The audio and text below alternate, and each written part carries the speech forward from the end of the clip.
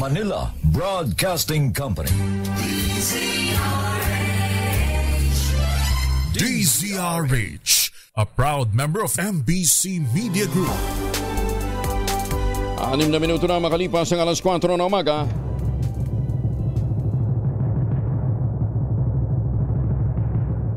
And the Golden Dove for Best Science and Technology Journalist goes to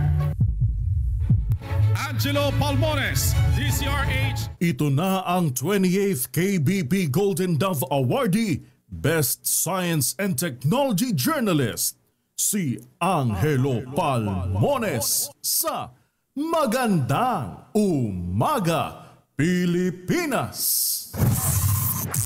DZRH, Magandang Umaga, Pilipinas. Sa DZRH Radio, DZRH TV at DZRH Online.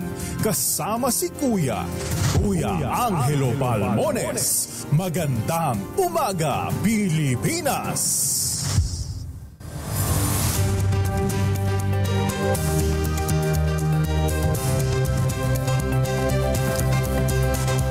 Luzon, Visayas at Mindanao at sa lahat ng mga Pilipinong nakatutok sa ating ngayon sa iba't ibang panig ng mundo. Magandang umaga, Pilipinas! Ngayon po ay huling araw ng Hulyo, July 31, 2025. Sa ulo ng ating mga balita, tsunami warning ng PBOK sa ilang lugar sa bansa kasunod ng 8.7 magnitude na lindol sa Russia, inalis na. Congressman Nick Briones, inamin na siya ang nasa viral video habang nanonood ng online sabong. Photographer, pinagsusori. Kamara umalma sa alegasyon ni Senate President Jesus Guerrero na silang nasa likod ng smear campaign laban sa Senate President sa isyu ng budget insertion. PCO Undersecretary Claire Castro mananatili sa pwesto. Philippine Coast Guard nakakuha pa ng buto at bungo ng tao sa Taal Lake sa patuloy na search and retrieval operation sa missing Sambungeros.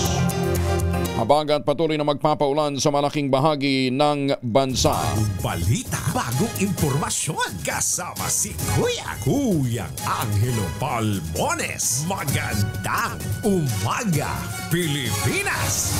Kasama pa rin natin ang buong radyo natin FM nationwide, ang ating action radio station sa Luzon, Visayas at Mindanao. 91.7 FM radio sa Cebu at 94.3 FM sa Jensan. Yan po naman ang ating mga DZRH News FM. Sa detalye ng ating mga balita, patuloy na magpapaulan sa malaking bahagi ng bansa ang southwest monsoon o habagat. Kabilang sa mga lugar na patuloy na makararanas ng pagulan, epekto ng habagat, ang Ilocos Norte, Batanes at Babuyan Island na ibag na bigat kinakayamin sa ating mga kababayan dyan sa norte. Kasama sa mga makakaranas ng maulang panahon ang Cordillera Administrative Region, gayon din ang Central Luzon, Resto Ilocos Region, Mainland Cagayan at Nueva Vizcaya. Nagbabala ang pag-asa na posibleng magkaroon ng mga pagbaha at pagguho ng lupa, epekto ng mararanasang katamtaman hanggang may kalakasang buhos ng ulan sa nasabing mga lugar. Maulap na papawirin na may isolated rain showers naman at mga thunderstorms ang mararanasan sa Metro Manila at mga kalapit na lawigan. Ayon sa pag-asa, mananatiling cyclone-free ang bansa hanggang pagtatapos ng buwang kasalukuyan o ngayong araw na ito. Suspendido pa rin ang klase sa ilang lugar ngayong Huwebes, July 31 dahil pa rin ito sa mga pagbahang patuloy nilang nararanasan. Kabilang sa mga kanselado ang klase, ABRA, Public and Private, yung Likuan Baay, Preschool to Senior High School at ang Bayan ng Lacob, Kindergarten to Senior High School. Sa Pangasinan, Public and Private, mga Tarem, all levels, San Carlos City, Preschool to Senior High School at Dagupan City, all levels. Sa La Union, Public and Private din, Bawang all levels until August 1 hanggang bukas na po yan. La Trinidad, Preschool to Senior High School, Bacon, Preschool to Senior High School, Sablan all levels, Kabayan, Preschool to Senior High School, Kapangan, Preschool to Senior High School at sa Atok La Union, Preschool to Senior High School at yun din ang Alternative Learning System. Sa Tuba Benguet, ayun, Atok Benguet yun. Tuba Benguet, preschool sa hanggang senior high school, gayon din sa Tublay, preschool to senior high school, at sa Baguio City, preschool to senior high school. sa Pampanga. May paabakikayungan sa ating mga kababayan dyan po sa Pampanga Public and Private School. O-levels, walang pasok sa Minalin. Lubugin ho talagang Minalin. Masantol, O-levels until August 1. San Simon, O-levels until August 1, maliban sa Concepcion Integrated School.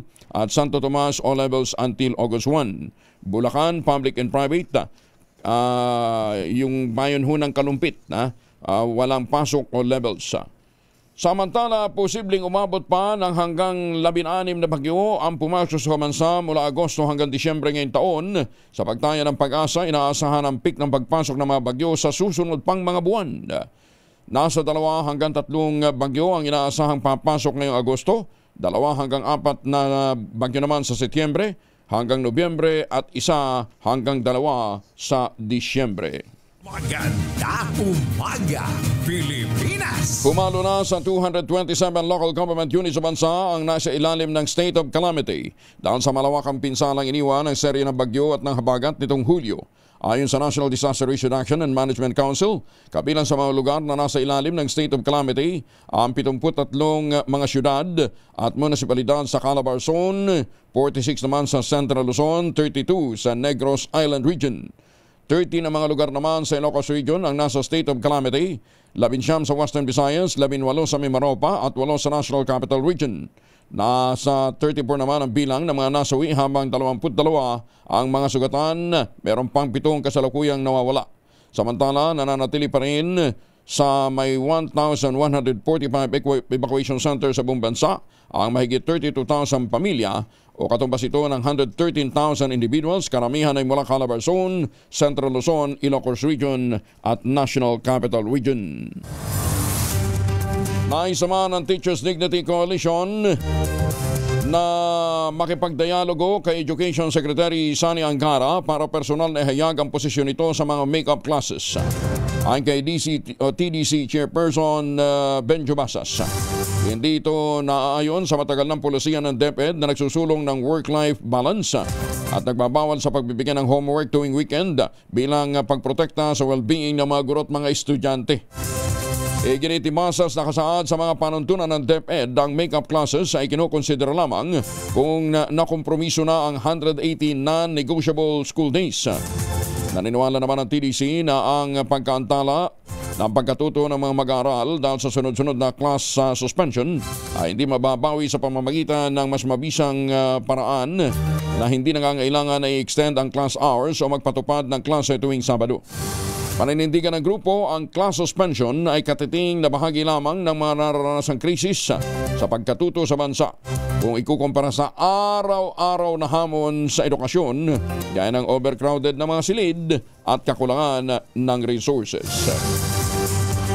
Target naman ng Department of Public Works and Highways na maisumite ang listahan ng lahat ng flood control projects sa nagdaang 3 taon bago matapos ang linggo. Ayon kay Public Works Secretary Manuel Bunuan, meron silang database para sa monitoring ng mga proyekto mula sa simula ng konstruksyon hanggang sa matapos na ito. We were hoping that we can submit all the lists actually towards the end of the week. Meron naman po kami kasing meron Database. Database na project monitoring certification, which actually from the start of a project until completion, meron po kami yung up sa panahon po. May database po kami na. Iginitibunoan na nais nilang mailagay sa audit hindi lang mga flood control projects ng Pangulong Bongbong Marcos Jr. kundi maging ang mga nagdaang administrasyon. This is what we are actually trying to put in audit. Yung i-audit po namin ngayon, lalong-lalo na po yung mga naunang ginawa namin. Opo. Ito lang po, masasabi ko lang po dun sa ginawa namin. Pero baka ang inaano ko po rito ay marami rin flood control projects na nagawa po ng mga dating administrasyon. Tinitingnan po namin baka kung may nakatayo pa ba yung mga yon o may nangasira din kasi siyempre inabutan din po ng mga typhoons, pagbaha o kaya baka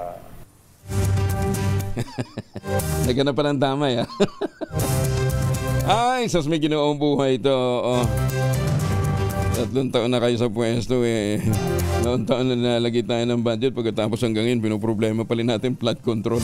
Inanunsyo naman ang Philippine Amusement and Gaming Corporation of PAGCOR na hanggang Hulyo 31 o ngayong araw na lamang ang deadline sa pagsusumite ng mga entries para sa 2025 PAGCOR Photo Contest na naglalayong ipakita ang mga infrastruktura na nagsusulong ng economic development. Yun na ho ang tema, ha? Infrastructure for Economic Development. Ang photo contest sa 2025 ng PAGCOR ay bukas para sa lahat ng mga Pilipinong photographers, amateur man o professional, edad 16 years old pataas. Layo ng tagisan ay ipakita kung gaano kahalaga ang mga infrastrukturang tulad ng mga kalsada, tulay, pantalan, paliparan, kuryente, tubig at digital networks sa pag-unlad ng ekonomiya at pag-angat ng kabuhayan ng mga mamamayan. Binigyan din ni PAGCOR Chairman at CEO Altenco na papanahon ang tema sa gitna ng mabilis na pag-unlad ng ating bansa. May 3 kategorya na po pwede nyo salihan, ha? Yung conventional category ay para sa mga larawang kuha ng digital camera. Sa mobile category naman yung mga larawang kuha ng smartphone at action cam. Sa drone category para naman sa mga aerial shots gamit ang drone mounted camera. Ang bawat kategorya ay merong grand winners. 8 yan. At ang top prize sa conventional category ay makatatanggap ng 100,000 pesos sa trophy, habang 50,000 pesos naman na trophy ang matatanggap ng mga mananalo sa mobile at drone categories. Ang mga nais pang magpadala ng kanilang mga entries hanggang ngayong araw na ito ay pwedeng simitian sa www.pagcor.ph/photocon2025/index.ph. Maganda umaga, Pilipinas! Abiso ng lokal na pamahalaan sa Northern Samar ng banta ng tsunami, dinedma ng ilan mga estudyante at ilang residente, tumambay pa daw ng dagat upang mag-usisa. Detalye na balita mula kay Jane Khalid Bantayan, RH34. Jane, may buntag. Sinuspindi ng lokal na pamahalaan sa lalawigan ng Northern Samar ang pasok sa paaralan sa lahat ng antas kahapon ng hapon sa mga coastal municipalities sa lalawigan ng Northern Samar. Ito'y bate naman sa abiso ng PHIVOLCS dahil sa tsunami alert. 4 na mga bayan lamang ang hindi kasali sa suspension order ng klase. Ito yung mga bayan ng Katubig, Las Navas, Lope de Vega at Silvino Lubos. Nagkaroon naman ng preemptive evacuation ng MDRMO sa bawat bayan upang masiguro ligtas sa bada ng tsunami ang mga residente. Inilikas itong mga residente malapit sa dagat matapos ang ginawang anunsyo ng lokal na pamahalaan. Makaraan naman ang ilang oras, inilabas ang tsunami alert canceled kung kaya't bumalik din sa kanilang mga tahanan ang mga residente na inatasan na lumikas. Kasunod ito ng 8.7 na lindol na naganap sa isang lugar doon sa Russia. Wala namang naitala sa probinsya na tsunami waves. Gayunpaman sa kabila ng abiso ng lokal na pamahalaan sa pag-iingat at pag-iwas sa dagat, ilang mga residente naman ang humamon at nagtungo pa talaga sa dagat o sa mga baybayin upang malaman kung may katotohanan itong tsunami. Kabilang sa mga nag-usyuso ay mga estudyante na pinauwi mula sa paaralan at ang ilan ay mga kawani pa ng gobyerno. Ikinadismaya ito ng mga nakatukang opisina ng gobyerno maging ng barangay na imbis makinig ay lumabag sa mga abiso ng gobyerno. Katunayan, ang ilan nag-live pa sa Facebook habang naghihintay sa pagtaas ng tubig doon sa dagat sa kabila ng mga inilabas na babalad o advisory ng lokal na pamahalaan dito sa lalawigan. Mula sa Aksyon Radyo Katarman, RH34 Jane Khalid Bantayan ng DZRH. Una sa Pilipinas, una sa Pilipino. Ayan ang Pinoy. Pag binigyan mo ng warning, lalong magmamatigas ang ulo para magsinabi, sige, maghalal kayo ng trapo, maghalal kayo mga magnanakaw. May 50, may 100, may 500. Boto uli. Ngayon, nareklamo kayo. Daming kawatan. Inalis na nga ng DOST PHIVOLCS ang tsunami warning sa mga lugar. Bunsod ng magnitude 8.7 na lindol na tumama sa Russia. Unang nag-abiso ang PHIVOLCS sa mga residente ng coastal areas ng Luzon, Visayas at Mindanao malapit sa Pacific Ocean dahil sa posibleng minor sea level disturbance. Pero sa pinakahuling ulat ng ahensya, wala ngang naitalang malaking pagbabago sa sea level o mapaminsang alon kasunod ng malakas na pagyanig sa Russia. Oy mga mamis, pwede ho tayo mag-laundry day today, ha? Kung ka ba kapag makapit, madikit at malupit ang mantsa? All you need is pride. Ba't mapahirapan ang self-concept pride? Easy at worry-free naman ang laundry. Sa Triple Stay formula, tanggal ang matitindi mancha based on tensa chocolate, Madden sabon on cotton, gawa po ito ng ACS. San Roque Nam, nagpakawala na ng tubig. Detalye na balita mula kay Freddy Pajardo, Aris 38. Masanto siya kabasan ni Chakamin sa ating mga kababayan dyan sa Magasinan, Freddy. Masanto siya kabosan, Kuyang Angel. Sa inilabas ng abiso ng PDRRMO kahapon, Hulyo 30, ganap na alas 4 ng hapon. Nagsagawa na ng kontrolado at maingat na pagpapakawala ng tubig ang San Roque Dam bilang precautionary measure matapos maabot na ang water level na 278 meter above sea level, kung saan 280 meter above sea level ang alert level ng dam. Bahagian nila ito ng pamamahala sa antas ng reservoir kaugnay ng inaasahang patuloy na pag-ulan sa upstream o sa lalawigan ng Benguet. Isang gate ang binuksan na may taas na 0.5 meters ang lumalabas na tubig patungo sa Agno River. Bahagi ito ng regular dam management upang mapanatiling ligtas ang pasilidad at mga komunidad sa paligid nito. Patuloy na binabantayan ng mga kinaukulan ng sitwasyon at handang magbigay ng kaukulang abiso kung kinakailangan. Paalala ng PDRMO sa mga residente sa paligid ng Agno River at mga tributaryo na maging mapagmatsyag ngunit manatiling kalmado. Walang dapat ipangamba sa kasalukuyan, subalit ugaliin ang pakikinig sa opisyal na anunsyo ng lokal na DRRM office para sa gabay at kaligtasan. Ito si Freddy Pajardo, Aris 30 Taguulat para sa DCRH, una sa Pilipinas, una sa Pilipino. Maraming salamat, Freddy. Maganda umaga, Pilipinas! 4:22 mga misis, sa may araw si Mr. Pag-uwi kalan ng trabaho, abel dahil sa germ sa katawan nila. Para labanan ang amoy araw at amoy pawis, gumamit ng Shield Bath Soap regularly. Unbeatable ang Shield sa paglaban sa germs versus another brand may shea butter. Pampalambot ng kutis sa presyong abot kaya 12.50 SRP. Kaya naman, recommended ito ng Philippine Nurses Association. Kaya mga misis, ay challenge you, subukan ng Shield Bath Soap. Galit sa sakit, may malasakit, sulit na sulit. Ayan. At pagkatapos ninyong maglaba, gamit naman ang Pride detergent, anong ginagawa nyo? E di nagsasampay. Mahiwagang tunog!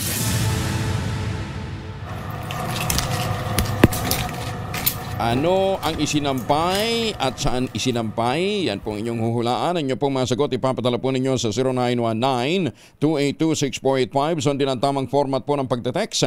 Empty space, name slash, address slash, contact number slash, at ang inyong sagot. Isang beses lamang po maaaring mag-text sa ating text line gamit ang inyong mobile number. At sa mga sasagot online, kinakailangan meron po kayong sharer badge. Okay?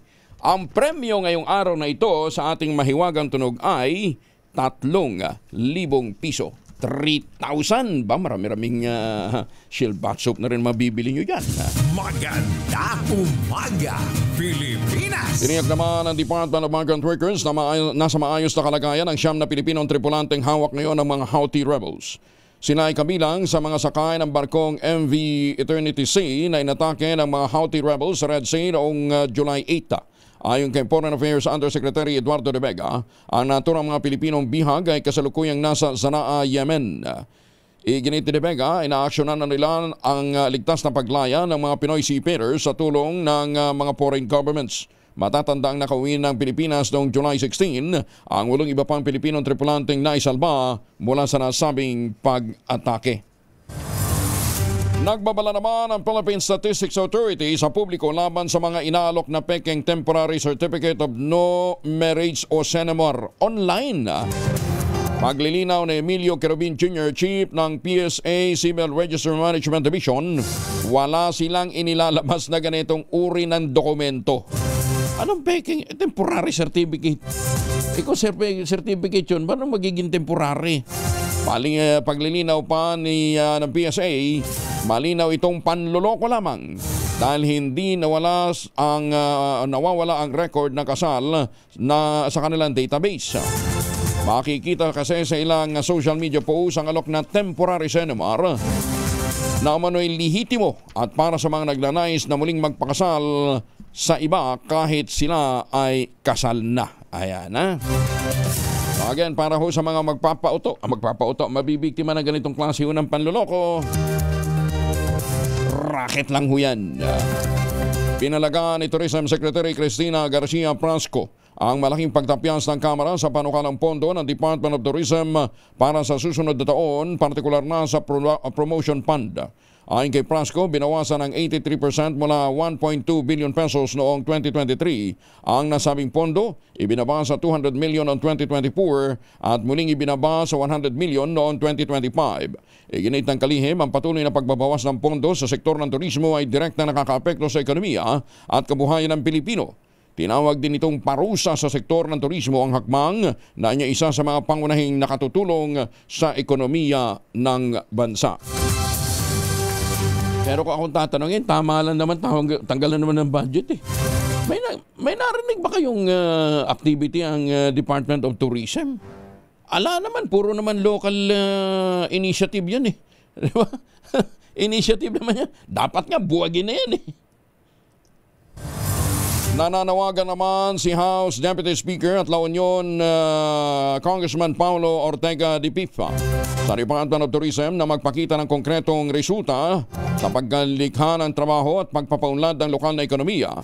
Sa kabila ng umano'y kakulangan ng ahensya sa paghatid ng tunay na benepisyo, ngayong may malaking pondo ito at malawak na promotional campaign. Ayon kay Ortega, malinaw man ang utos ng Pangulong Bongbong Marcos tungkol sa trabaho at pananagutan ng mga ahensya ng gobyerno. Marami pa rin dapat patunayan ng Department of Tourism, lalo na't matapos ang sunod-sunod na bagyong nagdulot ng pinsala sa La Union at iba pang mga lugar na dinarayo ng mga turista. Ayon sa kongresista, ang hindi pagkakasama ng DOT sa ika-4 na sona ng Pangulo ay nagpapakita na kailangan nitong pagbutihin ang trabaho at magpakita ng malinaw na pag-unlad na makatutulong sa pagbangon ng bansa. Sa kabila ng matinding promosyon sa pandaigdigang merkado at magastos na rebranding campaign, patuloy pa rin naiiwanan ng Pilipinas sa likod ng sa kabila ng pag-unlad ng ating mga karatig bansa sa ASEAN. Lalong-lalo na sa pagdami ng mga turistang bumibisita, ganyan din ang pagbangon mula sa ekonomiya o sa pandemya. Noong 2024, naitala lamang sa 5.95 million ang tourist arrivals sa bansa. Malayo sa pre-pandemic peak na 8.26 million noong 2019. Tapos nagre-reklamo, wala daw silang pondo. Ay, sus, may ginoong buhay ito. Magtrabaho nga muna kayo, hindi yung puro kayo complain. Teleseryeng Sangre, ilang araw nang nauungusan sa ratings ng Batang Quiapo ni Coco Martin. Aba, detalye ng balita mula kay Gorgie Rula. Gorgie, good morning. 3 araw na palang magkakasunod na natatalo na sa ratings ng Sangre itong Batang Quiapo. Dati kasi ay talagang mataas at mahirap talunin itong teleserye ni Coco Martin. Pero ewan ko lang kung nagkasawaan na, pero natatalo na ito sa ratings ng Sangre. Kaya masaya ang isa sa bida ng Encantadia Chronicles Sangre na si Kelvin Miranda dahil dumarami na raw ang nagkakagusto sa kanilang fantasy series. Ang sabi naman ni Kelvin, hindi naman daw sila nakikipagkompetisyon kung sino ang panalo, talo. Ang maganda raw dito ay talagang pinaganda ang mga bawat programa para sa ating mga manonood. Heto pang pahayag ni Kelvin Miranda. Kung ganun po yung nangyayari, masaya po ako para sa nangyayari. Kasi parang nagiging healthy.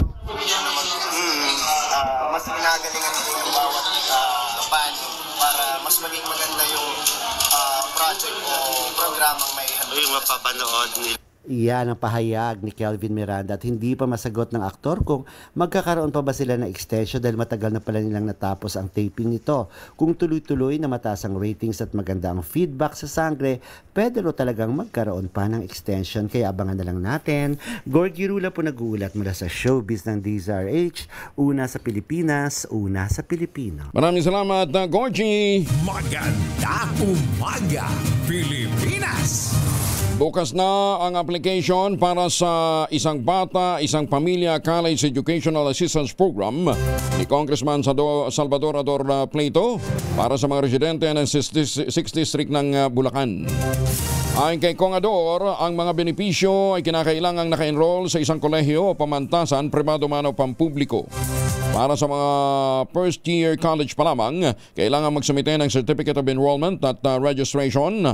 Ganyan din siyempre yung grades nila mula grade 10 hanggang grade 11. Para naman sa mga nasa second year college pataas, sila ay obligadong magsumite ng nakaraang class card bilang patunay na naipasa nila ang kanilang mga asignatura. Ito'y first come first serve ha. First come first serve basis at gagawing prioridad ang mga nabibilang sa pamilyang may minimum wage earners. Ordinaryong kawani, walang regular na pinagkakakitaan, halimbawa yung mga street vendors. Ganyan din yung mga tsuper na mga pampublikong sasakyan, construction worker, o kaya ang magulang nila kasambahay, labandera, solo parents, PWD, at saka indigenous people. Maaaring magsumite ng application mula August 18 hanggang 22 sa tanggapan ni Congador Plato, sa Angat Sub-District Office, Norsagaray Sub-District Office, at sa 6th Congressional District Office. Buti pa si Kong Ador, may mga ganyang klaseng programa. 6 na NPA na sumuko, 2 na aresto ng mga pulis sa Leyte at Samar.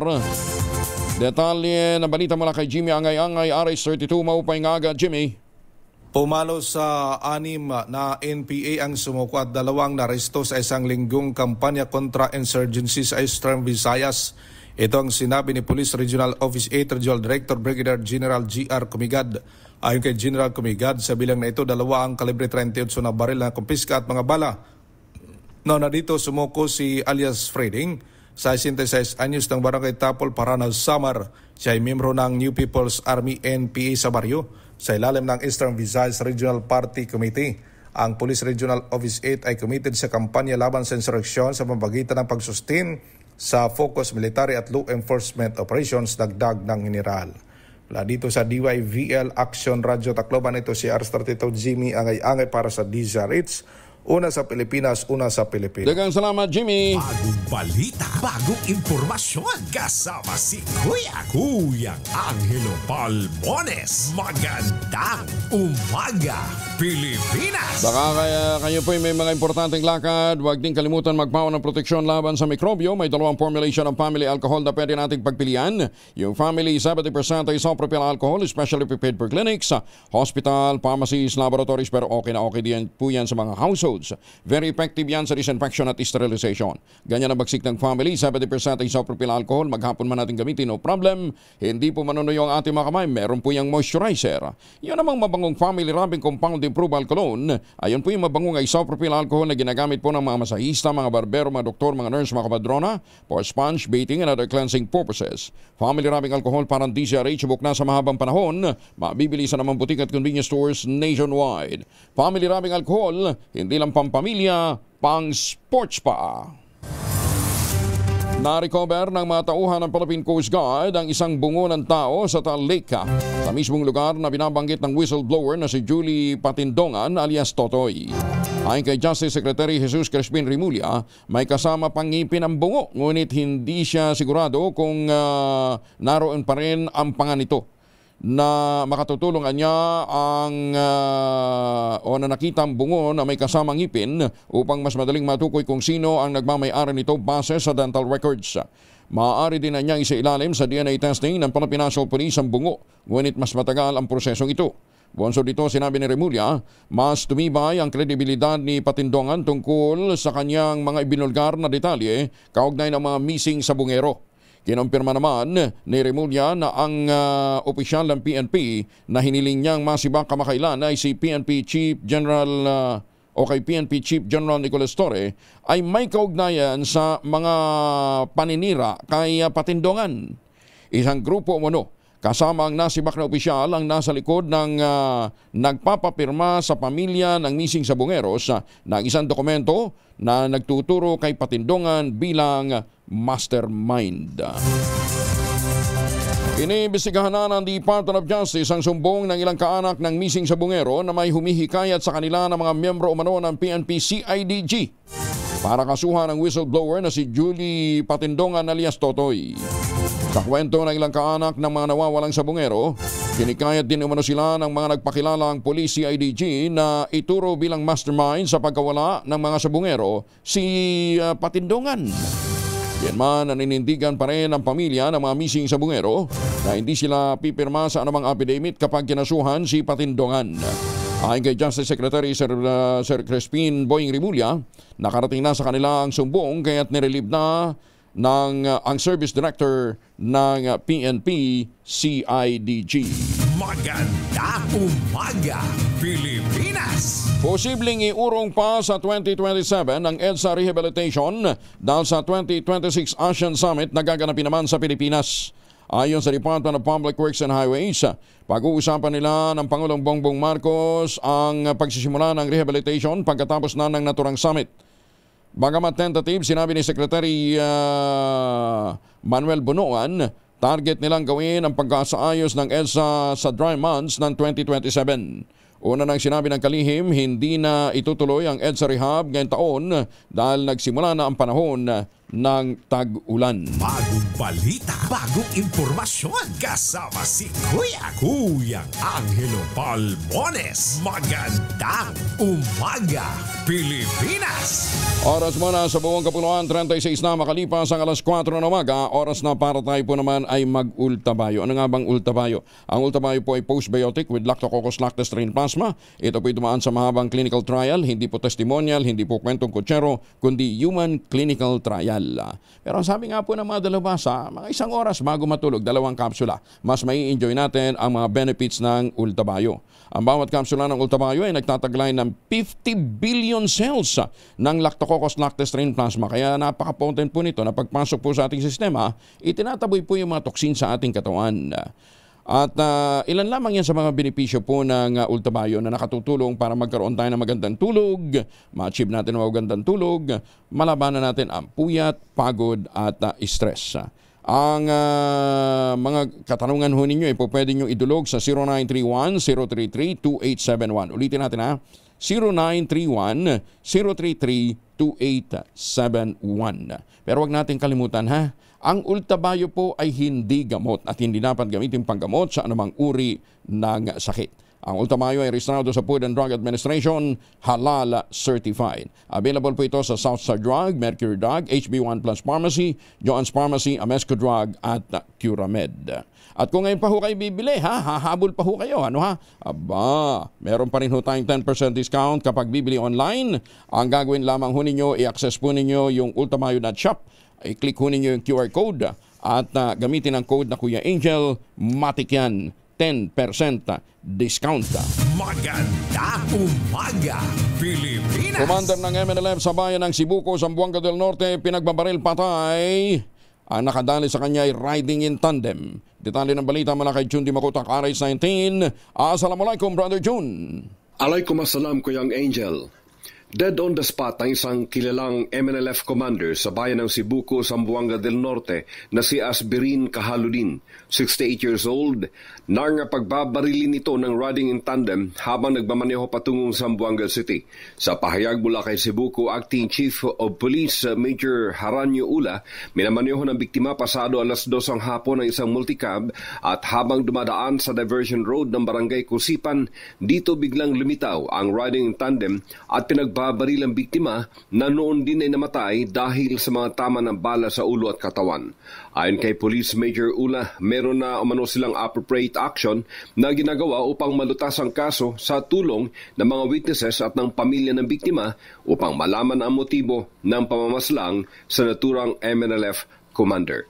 Mula sa Central Mindanao, RH19, Jun Di Makutat, DZRH, una sa Pilipinas, una sa Pilipino. Sukran, Jun.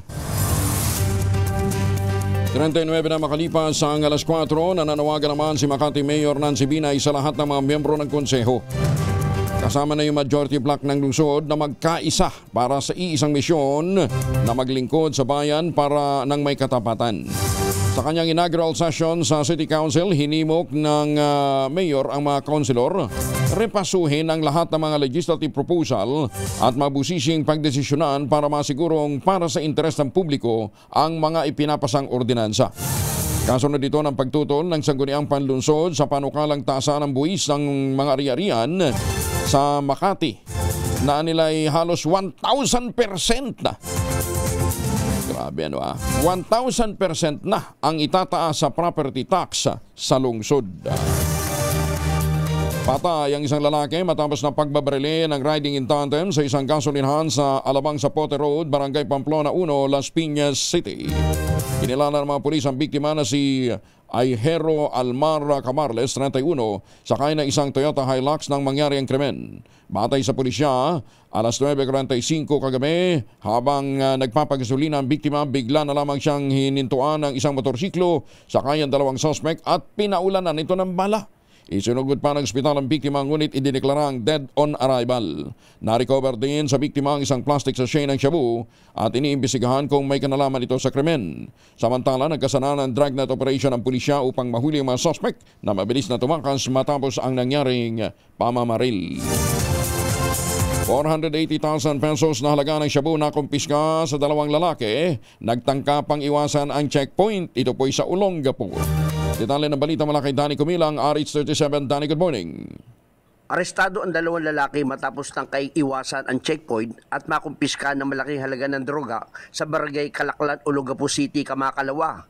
Nasabat mula sa mga sospek ang tinatayang 70.441 gramo ng hininalang shabu na may standard drug price na 478,998 pesos. Ang insidenteng ito ay patunay ng kahalagahan ng mga itinayong checkpoint sa mga karsada at pagpigil ng krimen at pagpapatupad ng batas. Bukod sa pagiging hadlang sa mga illegal na aktibidad, epektibo rin umano itong paraan upang makumpiska ang ipinagbabawal na gamot. Danny Kumilang, RH37, DCRH, una sa Pilipinas, una sa Pilipino. Maraming salamat, Danny. May paabak kayungan sa ating mga kababayan dyan po naman sa Pampanga. Maganda umaga, Pilipinas! Malaya sinabotas Congressman Toby Chanco na maglahad ng mga issue at mga bungkahi ng mga pagbabago sa mga internal rules ng Kamara de Representantes, kasama na ang mga nakauguling paglikha ng small committee na inaatasang tumanggap ng mga miyenda sa mga panukalang isasama sa national budget. Ginawa ng tagapagsalita ng House of Representatives na Attorney Princess Abante ang paglilinaw matapos sabihin ni Chanco ang kanyang desisyon na maging independent sa halip na sumali sa majority bloc. Bunso na ito ng mga kwestiyon sa paggawa ng panukalang national budget gaya ng pagbuo ng special committee na siyang nagpapasok ng mga individual amendments sa General Appropriations Bill. Ayon kay Abante, ngayon tungkol sa sinasabi ni Congressman Chanco na bubuwagin ang sinasabing school committee, may karapatan siya bilang miyembro ng Kamara na maghain ng angkop na motion sa plenary upang magkaroon ng tabang guidelines. Kung magdedesisyon si Chanco na isampa ito sa plenaryo, ang mga miyembro rin ng Kamara ang magpapasya sa magiging kahinatnan ng naturang panukala. Kinestyon kamakailan ni Chanco ang komposisyon at kapangyarihan ng House Small Committee, isang mekanismong matagal nang ginagamit upang pagsamasamahin ang mga individual amendments ng mga mambabatas. Inaligsahan ng Kamara de Representantes ang pahiwatig ni Senate President Francis Chis Escudero na ang mababang kapulungan ng Kongreso ang nasa likod ng mga ulat na komunikasyon sa manoy mga insertion sa 2025 national budget. Ayon kay House Spokesperson Attorney Princess Abante, dapat sagutin ni Escudero ng direkta ang mga issue imbis na ibunto ng sisi sa Kamara. Sinabi ni Attorney Abante, bakit kami? Bakit kami ba ang may kasalanan? Ano bang sinasabing hindi kami ang may sala dyan dahil wala silang kinalaman sa demolition job laban sa Senate President. Tinukoy niya na imbis na harapin ang tanong tungkol sa manoy 150 billion pesos na amyenda sa budget, mas piniling kwestiyonin ni Escudero ang Kamara. Kaya't ang tanong naman ng Kongreso kay Senate President Chis Escudero, bakit naman niya sa kanila ibinabato ang tanong? Nilinaw din ang opisyal ng Kamara na wala silang kinalaman sa CCTV footage na tinutukoy sa mga ulat na di umano'y nagpapakita kay Escudero na pumasok sa Batasan Complex ng 10 oras ng gabi noong nakarang taon sa kasagsagan ng deliberasyon ng 2025 national budget. Ang nasabing footage ay kumalat online kaugnay ng mga paratang na bumisita si Escudero sa Kamara para tiyakin na ang pagkakasama ng mga budget insertion sa final bicameral report. Maganda umaga, Pilipinas! Inamin naman ni Congressman Nicanor Briones na siyang nasa kontrobersyal na litratong nanonood ng online sabong sa sesyon ng 20th Congress. Ngunit iginit ni Congressman Briones, hindi siya nag-o-online sabong at binuksan lamang niya ang video na ipinadala ng kanyang pamangkin. Kaya hindi ako nakakapasok na sabungan eh. Hindi ko naman hilig na sabong. Pangalawa ay ako yung nalulungkot niya dito sa nangyari. Yung message sa akin ng aking pamangkin ay aking tinignan. May nag-i-invite, tinignan natin. Pero ang hindi maganda ron ay pinalabas na ako'y nag-i-sabong. Ayon pa kay Briones, bagamat napatawad agad niya ang taong kumuha ng viral na litrato, dapat humingi pa rin ito ng paumanhin sa publiko. Tama lang naman, siya ang mangunang maghumingi ng paumanhin sa publiko kasi nakagawa siya ng malaking para iskandalo sa akin, sa aming party list. Yung kumuha nun, dapat kung siya naman medyo nahihiya sa akin, sa institusyon na nagulo, yung ating House of Representatives, pwede siya lumantad at tumingin ng paumanhin. Pero sabi ko nga, pinatatawad ko na siya. Naninindigan si Briones na kailangan ang total ban sa gambling kung hindi rin naman ito kayang i-regulate ng maayos. Ayan, sabay kambyo. 46 na makalipas ang alas 4 ng umaga. Umabot naman ng halos 800 pulis ang iniimbestigahan na ng PNP Internal Affairs Service o PNP IAS mula ng manungkulan bilang hepe ng pambansang pulisya si General Nicolas Torre III. Ayon kay PNP IAS Inspector General Attorney Brigido Dodo Dulay, mula June 2 hanggang July 7, nakapagtala na sila ng 230 kasong administratibo laban sa mga pulis. 9 na kaso ang naresolba at ito'y kinasasangkutan ng 31 pulis, habang 19 na pulis naman ang nasibak sa serbisyo. Ang pinakamataas na rango ay isang police lieutenant colonel. Ito'y dahil sa grave misconduct at conduct unbecoming of a police officer. Nagbabala din si Dulay na hindi magdadalawang isip ang IAS na magsampa ng kaso laban sa mga tiwaling pulis, alinsunod sa direktiba ni General Torre at ng Pangulong Bongbong Marcos na linisan ang hanay ng pambansang kapulisan. Maganda umaga, Pilipinas! 47 makalipas ang alas 4 ng umaga, pinatawan naman ng indirect contempt o pinapapatawan ng indirect contempt sa Korte Suprema ang political analyst na si Richard Hedayran, Akbayan Representative Percy Sendanya at Presidential Advisor for Poverty Alleviation Larry Gadon. Kaugnay ito ng manoy mga pahayag nila hinggil sa desisyon ng Korte Suprema na nagdideklara bilang unconstitutional at null and void ang impeachment complaints na inihain laban sa Vice President na si Inday Sara Duterte. Pinangunahan ni Attorney Ferdinand Topacio, Mark Christopher Tolentino at Rolex Suplico ang nasabing petisyon. Ayon kay Attorney Topacio, direkta at lantarang inaakusahan ni Gadon ang Korte Suprema bilang tuta ng pamilya Duterte. Tinukoy naman ni Suplico at Tolentino ang Facebook post nitong si Heydarian na nagsasabing 13 sa 5 justices ng Duterte ay mga Duterte appointees na manoy malisyoso at hindi lamang basta isang komentaryo. Samantala, ang mga panayam naman sa media ni Sendanya na nagsasabing Supreme Candler umano ng mga Duterte, ang Korte Suprema, ang tinutukoy na grounds para sa indirect contempt laban sa kanya. Ayun, ang hirap po din kasi yung mga nag-uudyok na okay lang na magkomentaryo tayo na magkomentaryo, mga hindi naman abogado. Marami ho napapahamak . Anyway, yun ho ang katotohanan na maliman o tama ang sinasabi ho ng Korte Suprema, it becomes part of the jurisprudence. Nagiging bahagi na ho yan ng ating law of the land. Kung mas matalino nga naman siguro sila, Oo. Baka mas bright nga din naman sila kaysa sa mga maestrado natin na nag-aral, ng abogasya, pumasa ng bar. Oo. Pagkatapos, nagtrabaho ng matagal bilang mga abogado bago naging mga maestrado, nireview ng matindi ng Judicial and Bar Council, siguro nga mas matalino sila, Oo. Si Father Rani Ronquillo pala, hindi naman pala abogado. Oo. Ano siya? Juris Doctor. Doctor of Laws, Professor, Dean. Pero hindi siya abogado. Pati yung Dan Gatmaitan, hindi naman pala sila mga abogado. Nagtuturo sila ng law. Pero hindi ho sila pumasa ng bar. Magandang umaga, Pilipinas! Target ng pamahalaan na mag-angkat ng 150,000 metric tons ng karne ng baboy sa mas mababang taripa. Ito ay para tuluyan ang may baba ang retail price sa mga produktong karne sa bansa. Ayon kay Agriculture Secretary Francisco Chu Laurel Jr., ang panukalang dagdagan ng minimum access volume na ini-import na karne ng baboy ay nakakuha ng suporta mula sa mga economic managers. Iginit ng kalihim, 100,000 metric tons ang total proposed pork minimum access volume plus. At ito'y bibenta din sa mga kadiwa center ng pamahalaan. Ang 30,000 metric tons naman ay ilalaan sa mga meat processor, habang ang 20,000 metric tons ay para sa food service sector.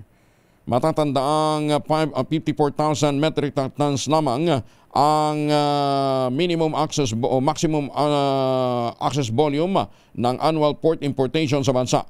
Ngunit higit pa dito ang kabuuang pork imports taon-taon dahil sa kakulangan naman ng domestic supply. Ayun. Okay. So, mukhang kasama nga. Pero sa patawa naman daw ho ng lower tariff, hindi naman zero tariff. Kasama din ho kasi ang karneng baboy doon sa napatawa ng mas mababang import permit. Ano ha? Para ho sa ating mga magbababoy, good luck. Ako hindi naman masyadong apektado nito dahil tumigil na ho kami sa pag-aalaga ng baboy dahil ala namang subsidiya mula sa gobyerno, ibabagsak pa ng gusto ang presyo. Tapos nung madali kami ng ASF ni Singkong Duling, ala naman hong ayudang natanggap pa. Magandang umaga, Pilipinas! Ay, magandang umaga po sa mga taga Rojas, Palawan. Magandang umaga din po sa mga taga Bahagonoy. Yan na daw po ang pangalan yan ng Hagonoy, Bulacan. Bahagonoy. Dahil lagi naman talaga silang binabaha. Sa mga taga Santa Maria, Laguna, good morning ho sa inyo. Ha? At sa mga suki natin sa iba't ibang panig ng mundo, good morning sa mga Pilipino dyan sa Middle East. Magandang umaga ho sa inyo. Ha? Sa mga suki natin dyan sa Hong Kong, sa Macau, sa Taiwan, sa mga taga Bangkok, ha? Sa mga taga Malaysia. Good morning po sa inyo.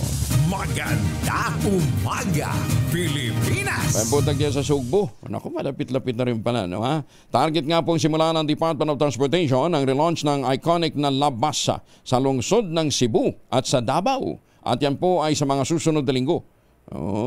Sinabi po ni Transportation Secretary Vince Dizon, excited na ang ahensya sa muling pagbiyahe ng mga Labas na may libreng sakay, alinsunod na rin sa pinahayag ng Pangulong Bongbong Marcos sa kanyang State of the Nation address. Ayon kay Dizon, ang pondo mula para sa proyektong ito ay magagaling po sa gobyerno.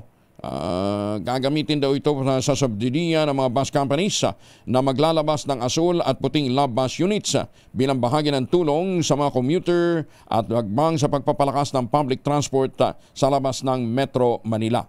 Matatandaan itong Labas. Inabot mo ba ito, Ray? Inabot ko pa ito. Oo, nung bagong saltaho ko sa Maynila. Double-decker pa nga ito eh. Di ba? Hindi, double-decker yung inabutan namin na Labas. Ano, ha? Unang inilunsad noong pang 1970s at muling ibinabalik ng gobyerno bilang simbolo ng abot kayang sakay at modernong transportasyon. Sa totoo lang, ano ha? Yan, biyahin ko ba nga dati yun eh.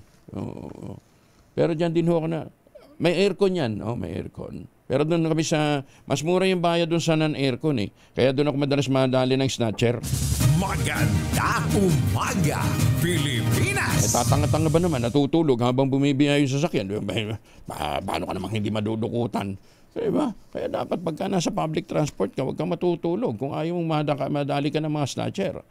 Binigyan din ni Senator Bongo ang pangangailangan para sa sustained at well-targeted na mahakbang upang suportahan ang mga magsasaka at mga mangingisda. Kasunod ng State of the Nation address ng Pangulong Bongbong Marcos na nagbabalangkas ng ilang prioridad sa sektor ng agrikultura. Iginit ni Senator Go ang mga programa upang palawakin ang produksyon, babaan ang presyo ng pagkain at pag-invest sa rural infrastructure ay dapat ay dinisenyo upang mapakinabangan ng mga producer sa ground. Ayon pa kay Senator Go, napakahalaga ng patuloy na suporta sa ating mga magsasaka at mga mangingisda. Hindi lamang sa panahon ng krisis, kundi bilang long-term strategy para sa food security ng bansa.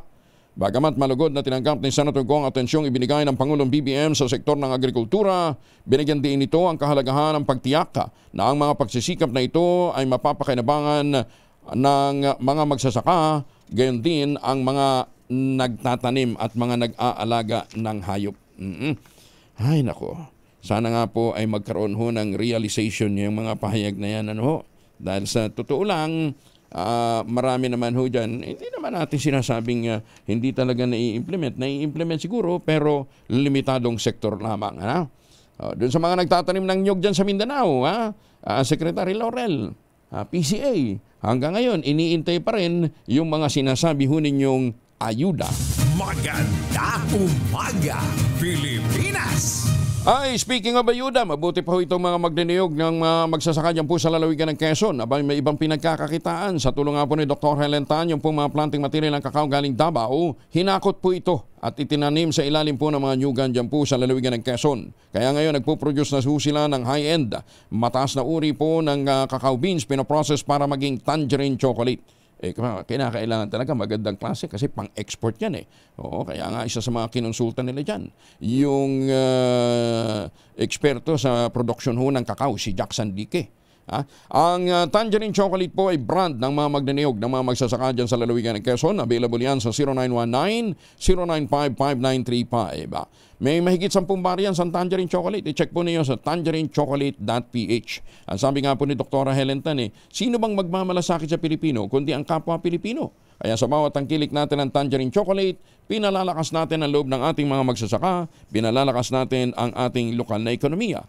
Tangerine chocolate 100% gawang lokal, but taste and looks global dahil tinulungan po ito ng DOST at ng DTI. Sabi po ni Dr. Helen Tan, ang tangerine chocolate ay 100% gawang atin, kaya dapat nating ipagmalaki at tangkilikin. Ayan, Tangerine chocolate 100% gawang Pinoy.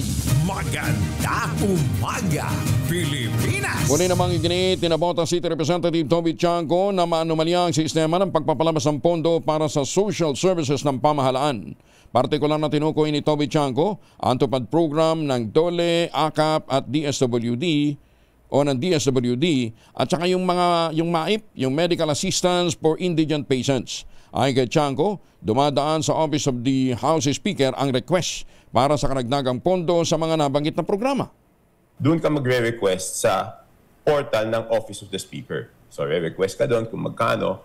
Siyempre, pag natutuwa sa iyo yung speaker, siguro katulad dati, natutuwa pa sa akin, napagbibigyan naman yung request ko, di ba? Siyempre, ngayon, medyo sinabi kong ganun yung sistema, hindi ko alam kung bibigyan pa ako dahil yung iba, pag ayaw nilang bigyan, hindi nila binibigyan. Ayun. Para niyang sinasabing, iba ang tinitingnan, iba yung tinututukan. Una nang itinanggi ng Kamara ang alegasyon at nilinaw na endorsement lamang ang inilalabas ng opisina ni House Speaker Martin Romualdez at ang implementing agency pa rin ang siyang magbibigay ng approval. 58 bago po makalipas ang alas 4 ng umaga. Tututukan ng Kamara de Representantes ang mga agarang pangangailangan ng karaniwang Pilipino sa 20th Congress gaya ng pagkain, trabaho, edukasyon at pampublikong kalusugan. Sinabi ni Speaker Martin Romualdez sa pagbubukas ng sesyon ng plenaryo, bubuo ng economy not just for the top 1 but for the struggling 99% ang ating ekonomiya.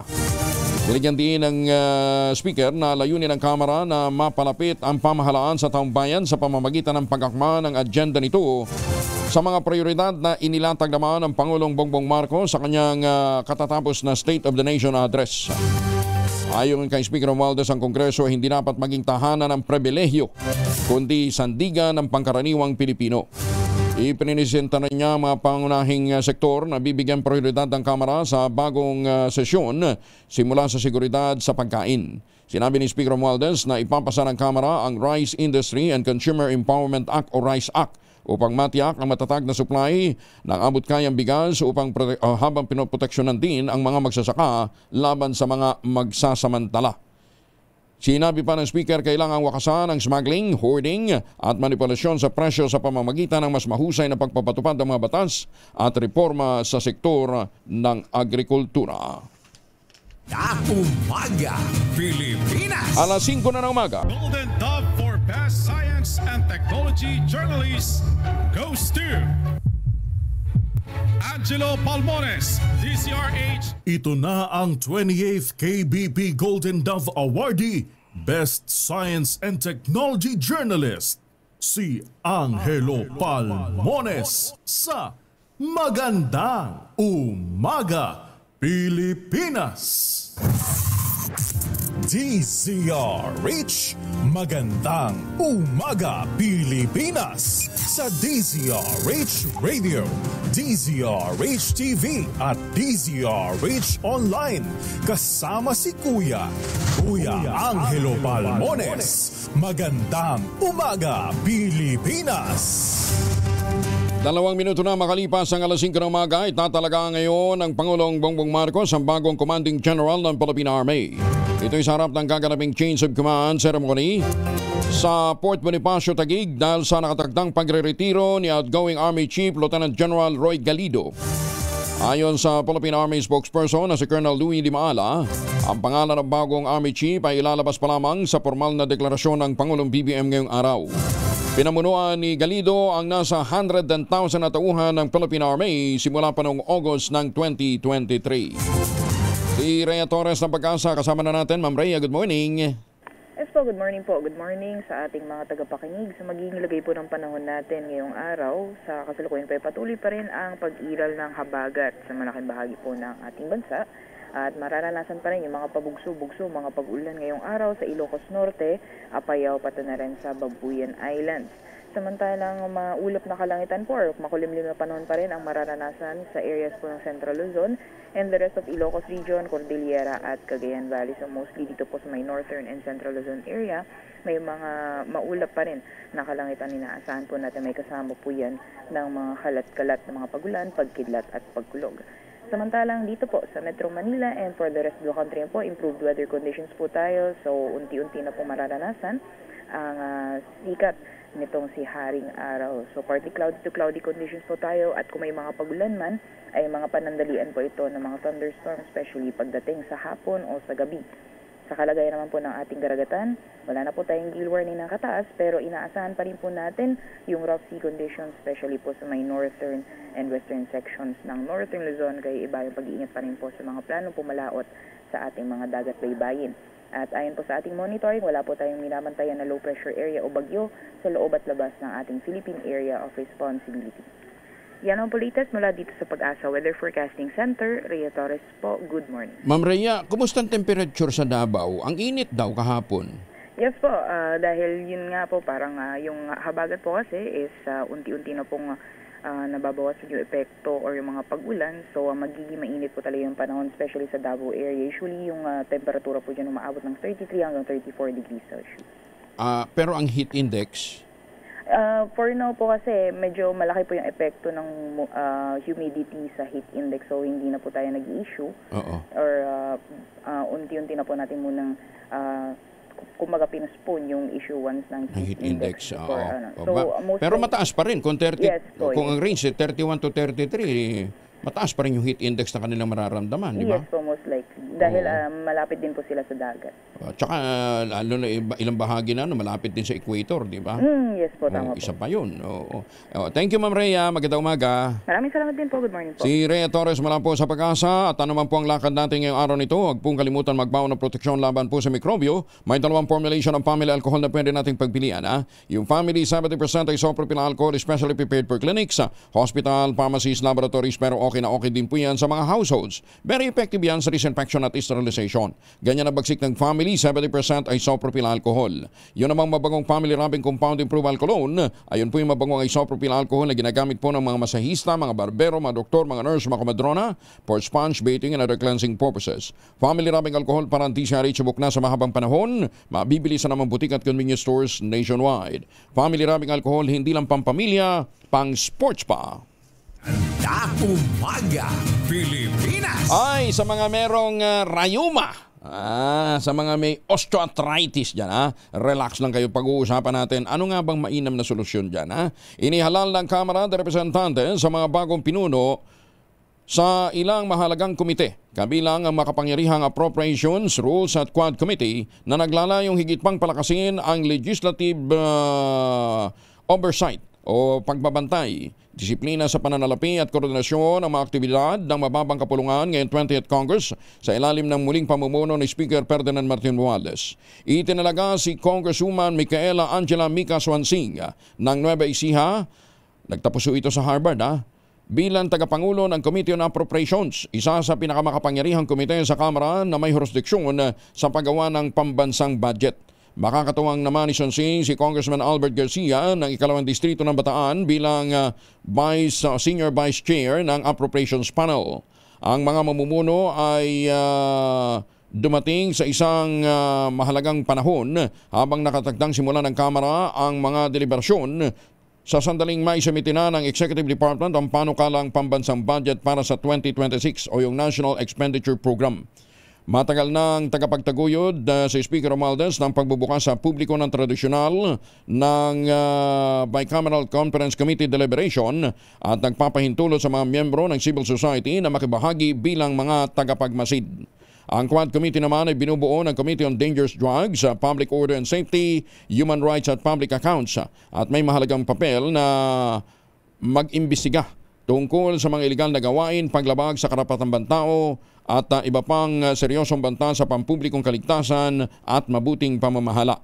Itinalaga si Congressman Jonathan Kita Flores ng Bukidnon bilang chairman ng Committee on Dangerous Drugs, habang pamumunuan naman ni Congressman Rolando Valeriano ng Maynila ang Committee on Public Order and Safety.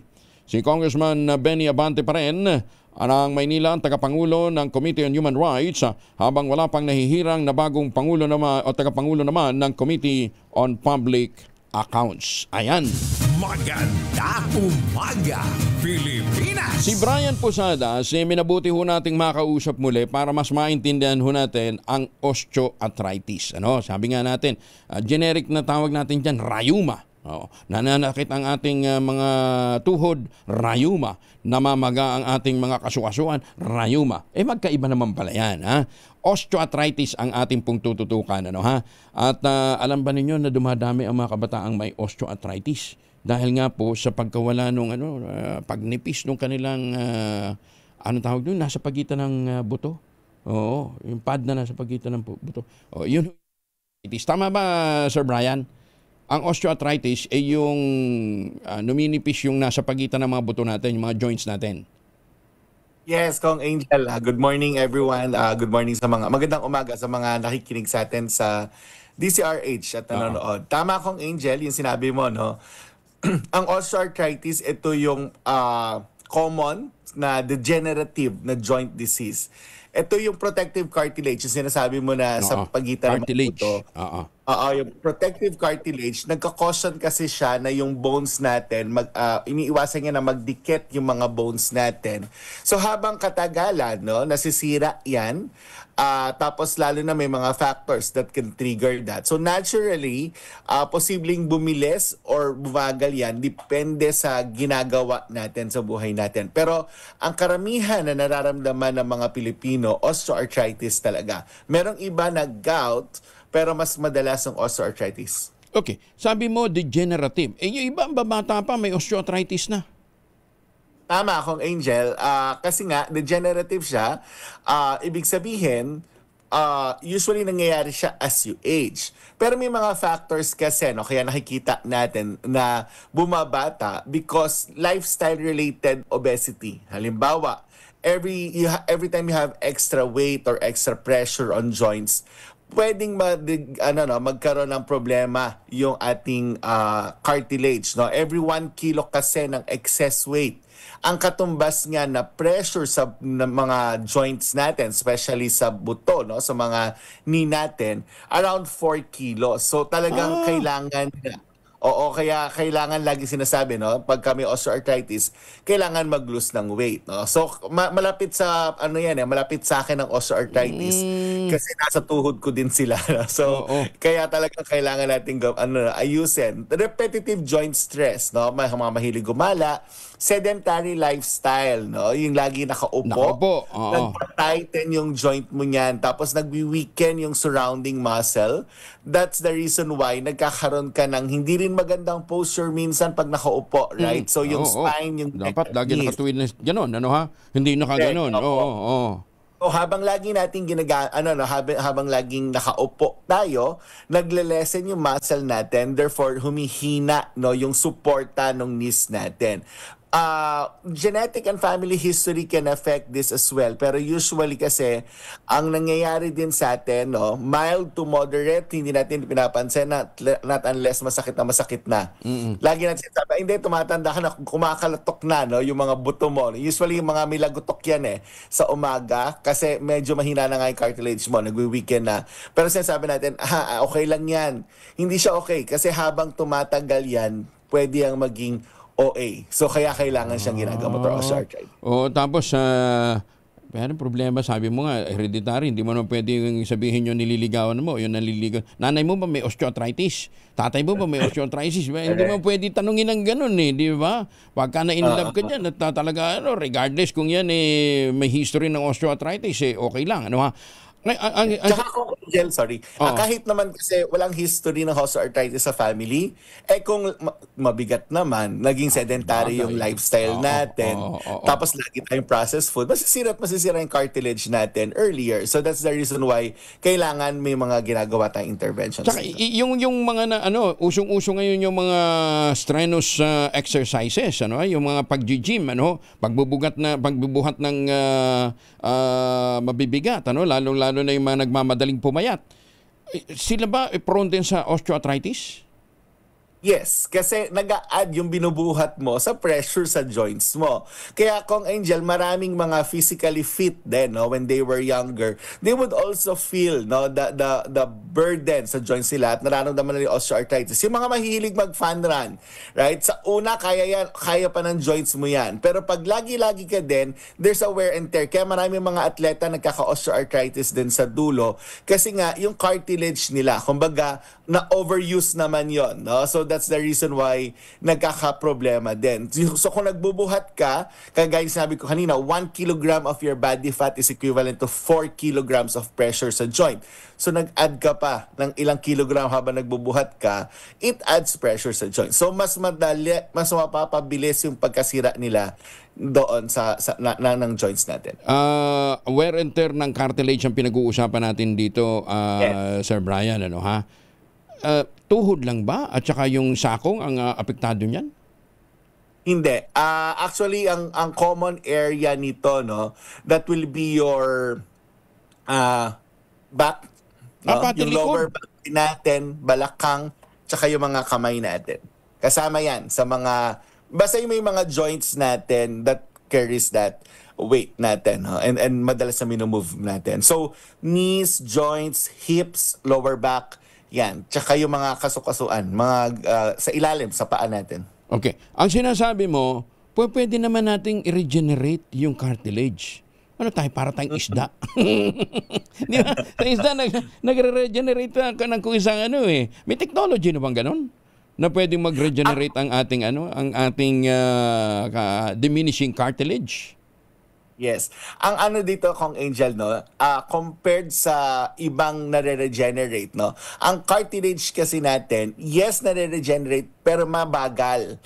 It has to be built up over time. So that's the reason why usually kapag medyo severe na yung osteoarthritis, meaning na severe, talagang sobrang damage na yung mga cartilage natin sa joints, hindi na yan mabilis i-reverse. Pero kung mild to moderate yan, with proper supplementation, kaya mong ma-delay yung progress niyan or mawala yan, kung mild pa lang yan. Pag moderate, medyo mare-regenerate mong konti yan. So, ano ba yung composition kasi ng cartilage natin? Malaking part ng cartilage natin is also collagen. and collagen as we age decrease. So ang akala kasi ng mga nakikinig sa ating mga karamihan ng tao, ang collagen is para lang sa skin. Pampaganda. Right? Para lang pampawala ng mga pelekas, yung mga wrinkles. Wrinkle ganun. Oo. And it's proven, right? Sa collagen talaga, napapabata yung skin natin. The thing is, collagen is also used in your cartilage. So, ibig sabihin, when you take the appropriate amount, maaari niyang tulungan yung cartilage mo, ng collagen, na ma-repair at kumbaga parang ang tawag ko dito para mas madali. Yung luma mong sofa, for example, pwede mo siyang i-reupholster, pero luma pa rin kasi siya. Parang ganon, yung nangyayari dyan. No? So, nare-reupholster siya, kaya nag-i-improve. No? So, yun yung magandang effect ng collagen. Basta mahalaga na tama yung dosage. Ang problema kasi kung Angel, marami ring collagen in the market, hindi enough yung dosage, or medyo malalaki yung molecules. Anong ibig sabihin? Yung mga bovine na collagen, medyo mas malalaki yung molecules niyan, mas less yung absorption, so mas marami yung kailangan mo.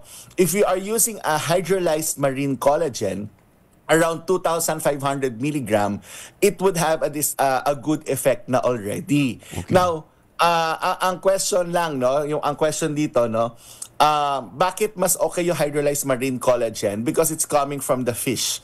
The skin ng fish tsaka yung scale, yan yung pinrocess para mas mabilis yung absorption. Marami lang kasi ng collagen din sa market natin na mababa talaga yung dosage. Kaya hindi na a-achieve yung desired effect for your joints. So, tamang dosage, it could help.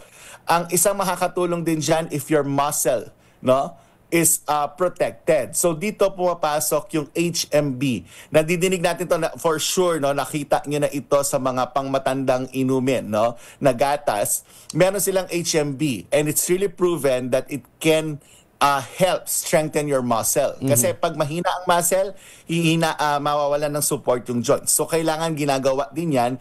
Plus yung glucosamine. Maraming pag-aaral ng glucosamine na, no, in the market na researches na talagang it can help in the repair of your cartilage, especially on the mild to moderate. So ang sinasabi natin dito, you build it up early. The downside of your glucosamine, however, the standard glucosamine, it's coming from chitin of your shellfish. So minsan nagkaka-allergy, nagkaka-gastric upset.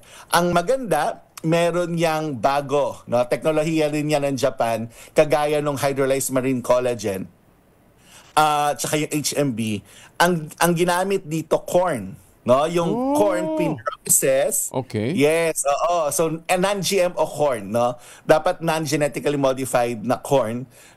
Ito yung pin-process para maging glucosamine. So ang tawag dito glucosagreen. Mas maganda yung effect niya, walang GI upset, mas less yung allergy. Now, with these researches, kung Angel, kasi kasama to sa inaral ko rin, no, personally, kasi nung nagka-osteoarthritis ako, sumakit na ang tagal, ilang months na, no, na meron akong gout before, na-reverse naman yung gout ko because natanggal ko yung uric acid crystal. That's a different discussion. Pero yung osteoarthritis, when I started feeling that, usually, ang nangyayari, you end up with pain reliever. Correct. But we don't recommend pain relievers na pangmatagalan. Number one, maaaring hindi maganda sa kidney natin. Tapos, ang problema mo sa pain relievers, kung Angel, for example, pain reliever for your osteoarthritis, minamask niya lang yan eh. Hindi niya naman ina-address yung totoong cause. So, yung pain receptors natin, binablock niyan, kaya hindi mo nararamdaman yung pain. Pero may problema pa rin sa cartilage. So, nung inaral namin to, oo nga, no, maganda siya na talagang i-combine natin to with the proper dosage, tamang combination ng ingredients. Then, there is this new product also coming from Theoxis Health Ventures. It's called Ultaflex, coming from the family of Ultabio, no? So sabi namin, sige, gawin natin ito. And to be honest, no, I'm the one who first used it after we formulated it. And nawala, no, yung mga sakit ng joints ko because I'm still working on the mild and moderate. Naging maayos, no? Nakakalakad na ulit ako, kumbaga, no?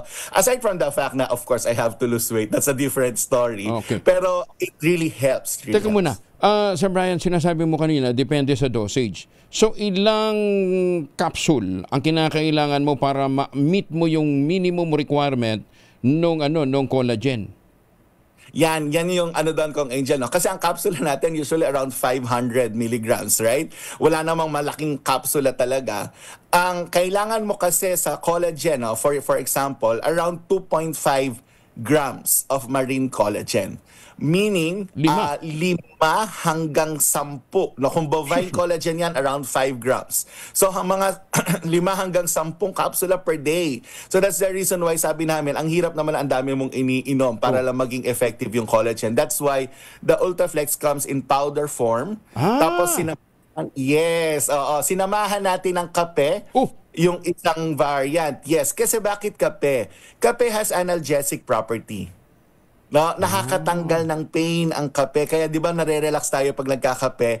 Plus the fact that kape also stimulates the absorption. Mas bumibilis yung absorption, mas maganda yung effect. Tapos of course for diabetics, kailangan stevia yung sweetener. Meron naman isang variant yan, naintindihan natin yung iba hindi na pwedeng magkape dahil may mga heart problem. Merong plain. You just mix it with warm water and or cold water, hot water, no?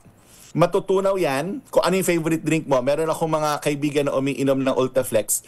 They actually mix it with their juice. No? Sa umaga, hinahalo nila sa juice yan. Yes, yung iba gamit nila, tawag dito? Cucumber lemon. Pwede din yan, no? So, yung Ultraflex plain, pwede mong i-mix. Gusto mo sa gatas mo, sa chocolate mo, sa juices mo, sa mga shakes mo, pwede siya. And it still contains the 2.5 grams of your collagen, high dose, marine collagen, plus your HMB and your glucosa green, no?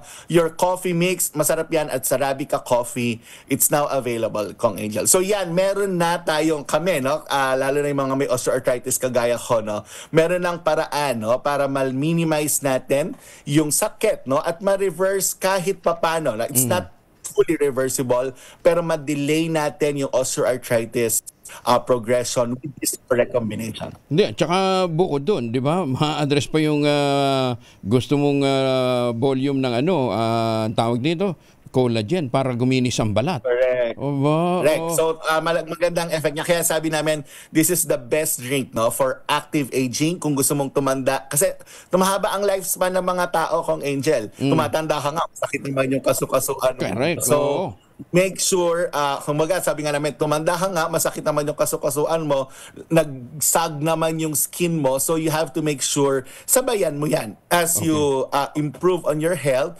improve on your skin, improve on your joints. So ibalik na yung dating galaw, sigla at ganda. That's why, ang sabi namin, let's shift to a functional drink and then let's start flexing, no? Na maganda pa rin naman talaga ang karamihan, no? At talagang malakas yung mga muscles at joints. Okay, anyway, para doon sa mga may katanungan pa, no? May mga gusto pa kayong liwanagin, doon pa rin ko mag-text 0931-033-2871. Ulitin ho natin, 0931-033-2871. Lalong-lalo na doon sa mga may problema na sa kanilang mga kasukasuan, nananakit na ngayon ang kanilang mga kasukasuan, mga joints, at gusto nyo pang gumanda ang skin.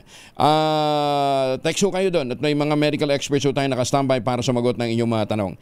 In the meantime, Sir Brian, thank you again for joining us. Magandang umaga and happy weekend. Salamat po. Thank you, Kong Angel. Maraming salamat. Oras muna sa buong kapunuan.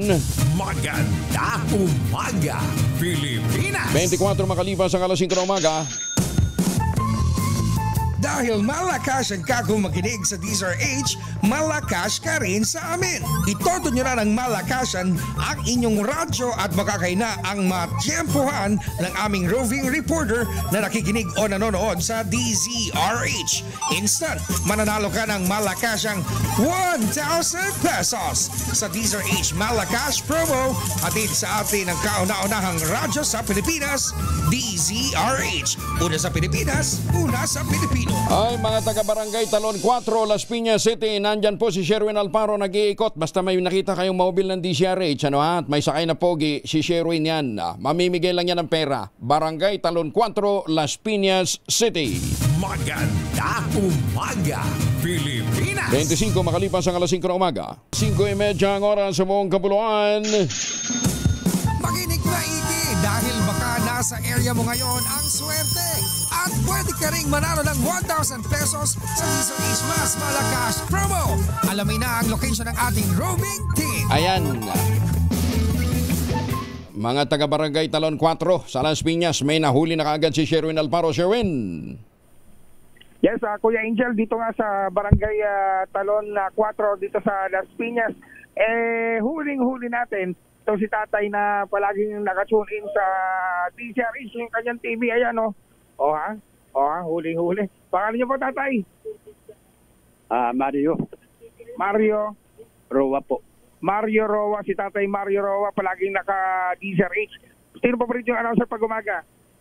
Mula kay Casey Samson hanggang kay Jerry Paha, Anthony Nakatutok sa DCRH hanggang sa 2x2. Tignan mo nga naman, mantakin mo. Ba't ganito kaaga kayo kumikilos at gumigising dito sa Kais the King dito sa Talon 4? Ugali ko na talaga yun. Maagang gumising. At sabay na nga maagang pagising yung pagtutok agad sa DCRH. Opo, sa DCRH agad. Si Casey Samson hanggang kay Jerry Baha at kay Anthony Ataberna. Tinatalunan mo naman si Kuya Angel. Nasakit na kasi siya.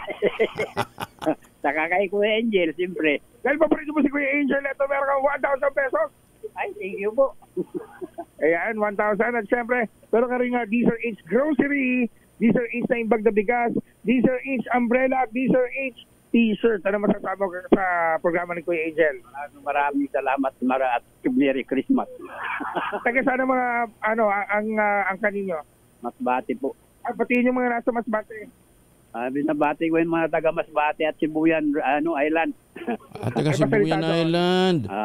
Bisaya, Ilonggo. Oh, saan ka pa huli? Saan ka pa uli na kuan? Saan ka pa na uli na pauli sa kuan sa sa Blayan?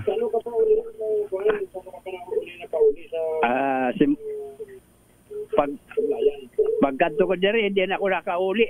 Mga 1965 hanggang yan, hindi pa ako nakauli sa Masbate. Oh, tinga ka kamaan ka maghapon mahambal. Way makalimot. Way makalimot sa kuan. Ko na matanda na ako kasi kaya hindi ko na makalimutan yung istorya ng mga hambal sa Masbate. Pero saan ka pa nalakat? Gikan sa kuan, gikan sa inyo sa Masbate. Sana pa 1965 pa po. 1965? Sus ko, Ginoo, kadugay na no. Oo. Ang tagal na nung huling umuwi siya na Masbate, 1965 pa. Gusto niyo umuwi? Gusto niyo umuwi? Hindi ako tao noon. Sherwin, baka gusto niyo umuwi? Mga ko. Gusto ka mapauli? Umuwi? Way kwarta. Way kwarta? Way kwarta. Ay, may sikreto. May sikreto ko siling sa imo, tay. May sikreto. Singlan mo si Sherwin, gwapo siya. Mahatag na pamasahe. Oo. Tuod man. Atik-atikon mo lang ba siya? Hindi man na siya kasabot. Mahagad daw. Ha? Hindi. Hindi na siya kasabot, tay. Hindi na siya kasabot. Kuan lang, ulug-ulugan mo lang. Ulug-ulugan mo lang. Singlo mo siya. Gwapo mo naman, Sherwin. Mahatag na kwarta. Oo.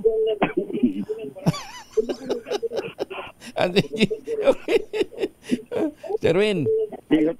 Ayaw niya talaga umuwi. Huwag mo natin pilitin. Kasi nasa pamilya niya, dito mga anak niya, apo niya, dito yung misis niya, dito mga barkada niya. Ba't pa siya uwi na Masbate? Ay ang sasayal ng mga tao rito, walang pupunta na Masbate na. Way kwarta ka. Yung pala dahilan walang pera. Kasi isadla nyo itong mga litrato na to. Ang daming litrato rito. Yung mga yan, pwede isadla yan. Yan, pila? Lahat pala degree holder na.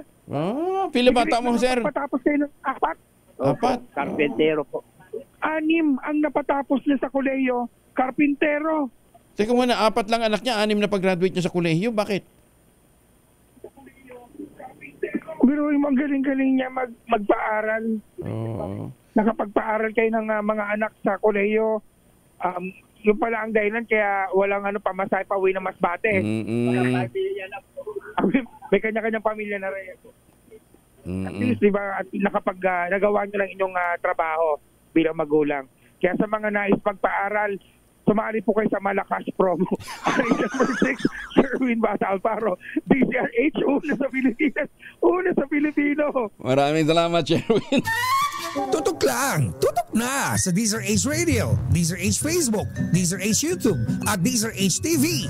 Baka ikaw na ang susunod na winner sa DZRH Mas Malakas Promo. Ay kulang yan, Sherwin. 1,000 lang. Dagdagan natin. 3,000 ngayon ang mahiwagang tunog. Mahiwagang tunog.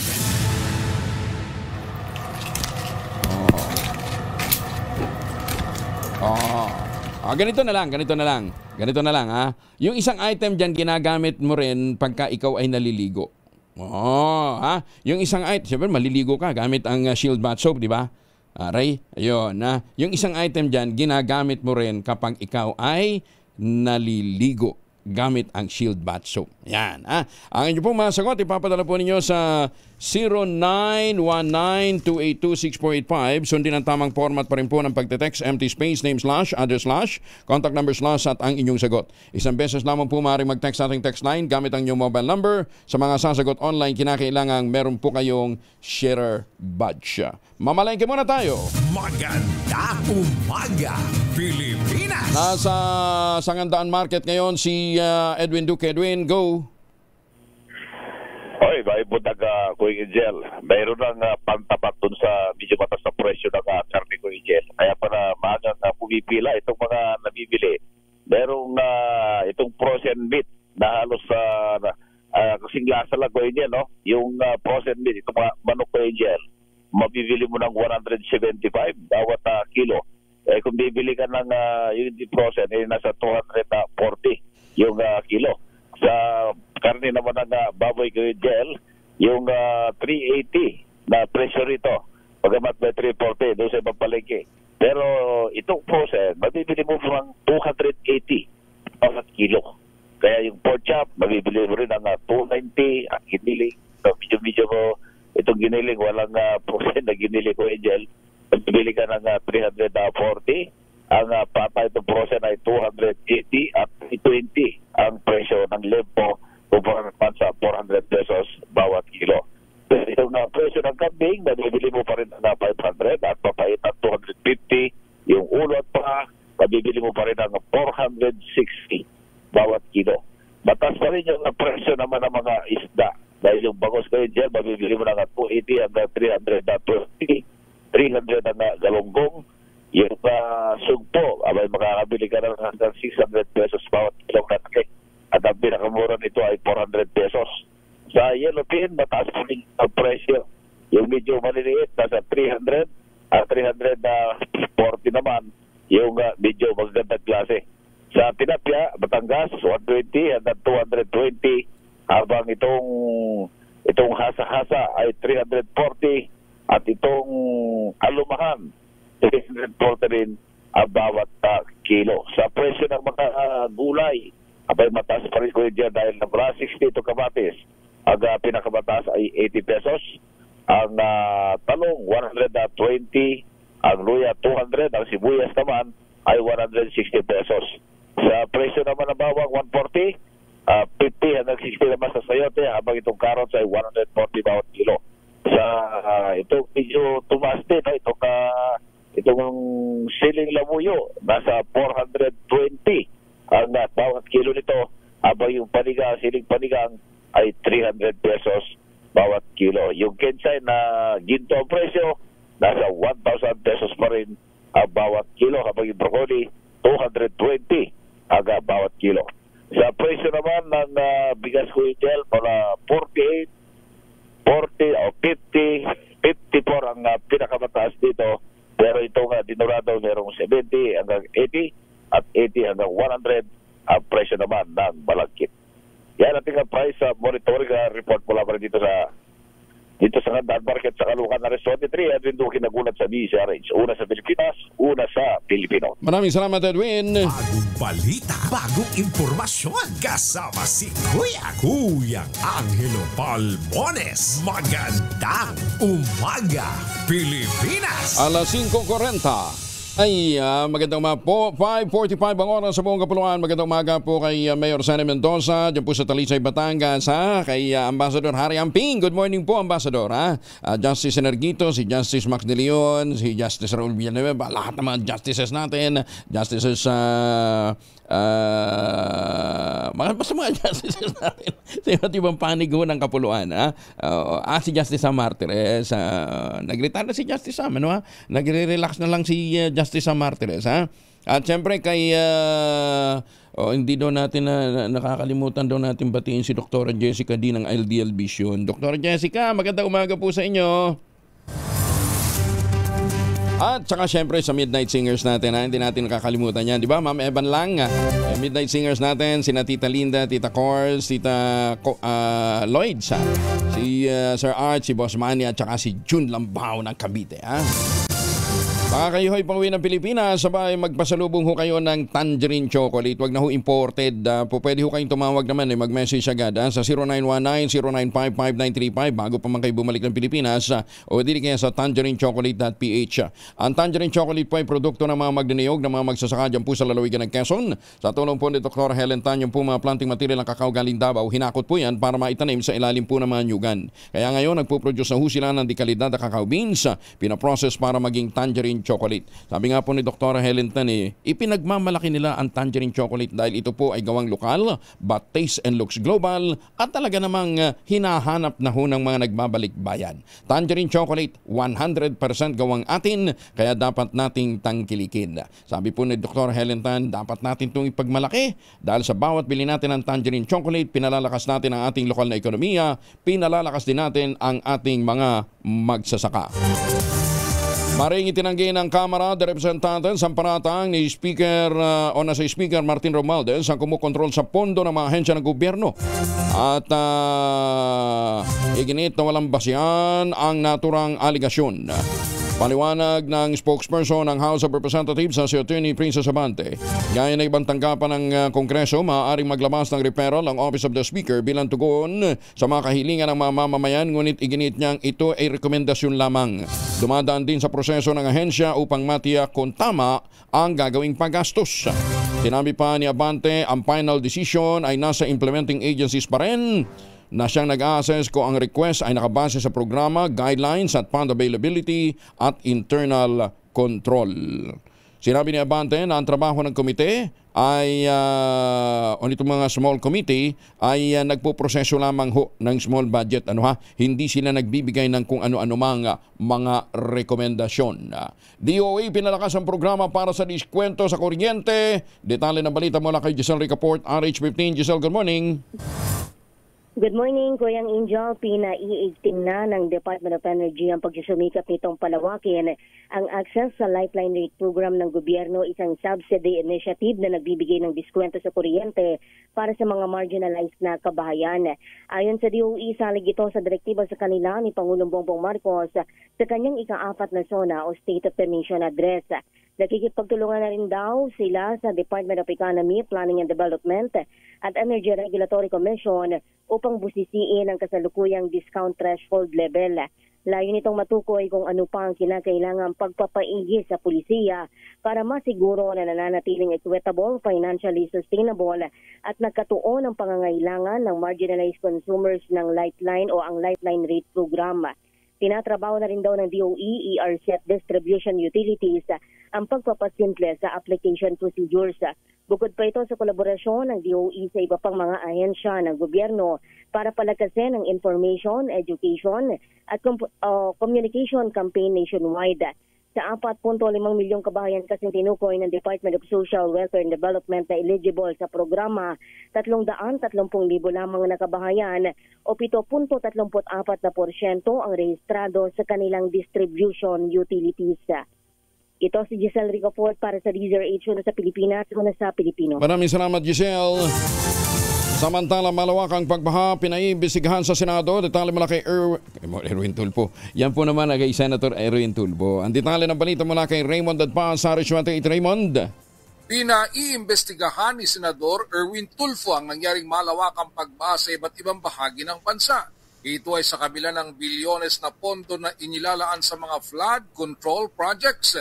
Sa inihay nitong Senate Resolution No. 31, sinabi ni Tulfo na ngayong 2025 ay may inilaan na mahigit na 248 billion pesos para sa flood management program ng Department of Public Works and Highways o DPWH, kahit na may 244 billion pesos na inilaan sa kaparehong programa noong 2024. Nakapaloob sa flood management program ang construction, maintenance at rehabilitation ng mga flood control infrastructure sa buong bansa.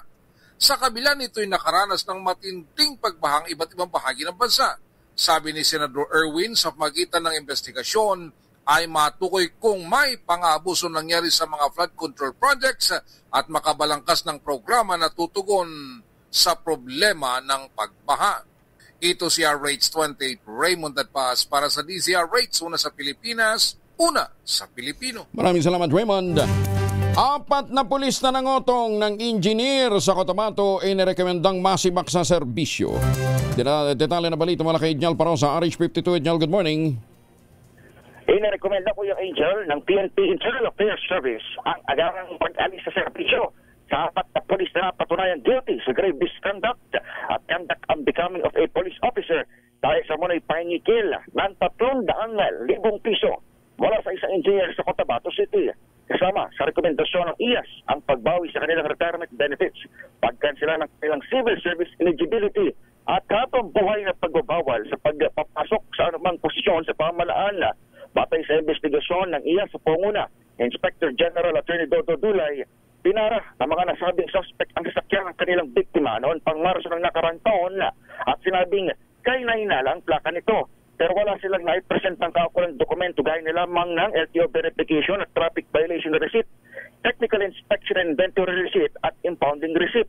Sa halip ay humingi man ng mga polis ng pera kapalit ng pagsasampa ng kaso laban sa engineer na nagpasaklo naman sa PNP Integrity Monitoring and Enforcement Group o IMEG.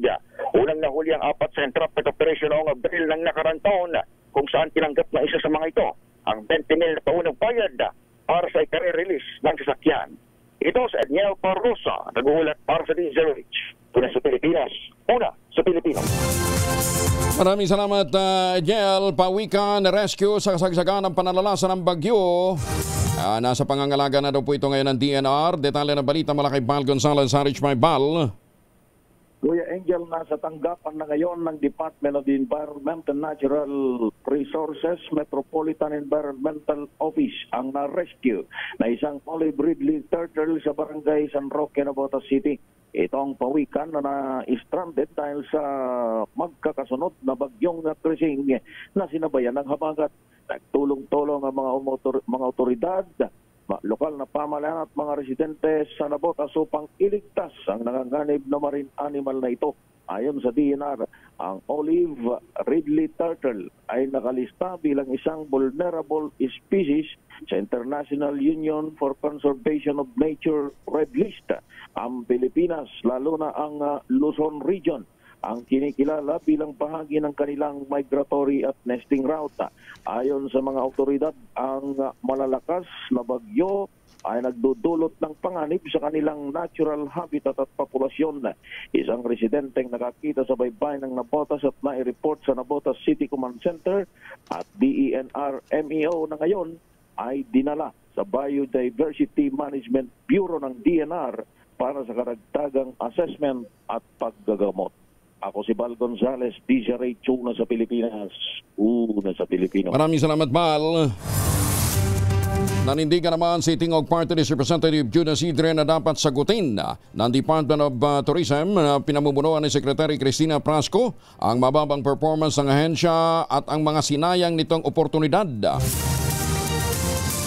Kaya hindi daw ito nabanggit ng Pangulong Bongbong Marcos sa kanyang State of the Nation address. Tinukoy niya ang malaking kakulangan sa pagbangon ng turismo sa bansa. Sinabi nito na habang umuunlad ang mga kalapit bansa natin tulad ng Thailand, Vietnam at Malaysia, na mabilis na nakabawi sa pool ng tama ng pandemya, ang Pilipinas patuloy na naiiwanan. Binigyan din pa ni Isidre na hindi lamang bumaba ang bilang ng mga turistang dumarating sa bansa, kundi pati na rin ang kinikita ng bawat bisita o sa bawat bisita. Bagamat iniulat ng DOT na umabot ng 760.5 billion pesos o nasa $13.1 billion ang tourism receipts ng bansa. Kumita naman ng mahigit na $39 billion ang Thailand. Layo ano ha? 16 billion ang Vietnam sa kaparehong panahon. Magandang umaga, Pilipinas! Di bale, mataas naman daw ang benta ng OTAP. Yan ang negosyo ng pamilya ni Secretary Francisco, di ba? 5 minuto na lamang, 6 na umaga. 3 minuto na lamang bago sumapit ang 6 sa umaga. Alam pa niyo sa Japan, ano ha?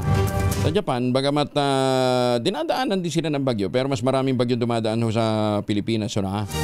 Meron na silang technology na na-develop doon na na-harness sila. Pwedeng i-harvest yung energy na nanggagaling sa bagyo. Ano at naka-develop sila ng typhoon-resistant wind turbine na kayang i-harness ang enerhiya na nanggagaling sa mga typhoon. Lupit, ano ha? Tsaka marami-raming energy din ang pwedeng i-produce doon. Ang problema nga ho, dito ho sa atin, ng mga meteorologists naman natin, talagang dahil kulang na kulang, ano ha? Nakakonfine ho sa Pag-asa. So meron na ho tayo nadadagdag ng mga meteorologists, mabilis hong kinukuha ng ibang bansa, ano ha? Dahil nga sa napakagaling ng ating pong mga scientists dito sa Pilipinas. Abay, mantakin ho ninyo. Sa ibang bansa, kinakailangan pang mag-simulate ng bagyo para makapag-produce sila ng mga dalumhasa. Dito sa atin, mag-abang na lang ng bagyo. 21 typhoons on the average. At wala pa hong nakakasurpa sa record ng Pilipinas na tinamaan ng pinakamalakas na bagyo sa buong mundo.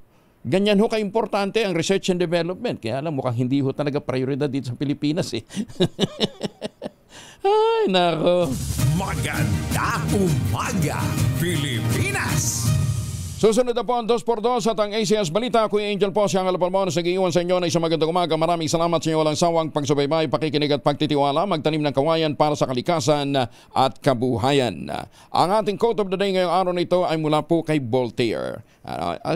Yung Voltaire po ay pen name niya lamang ho. Ang totoong pangalan po ni Voltaire, research natin yung totoong pangalan ni Voltaire.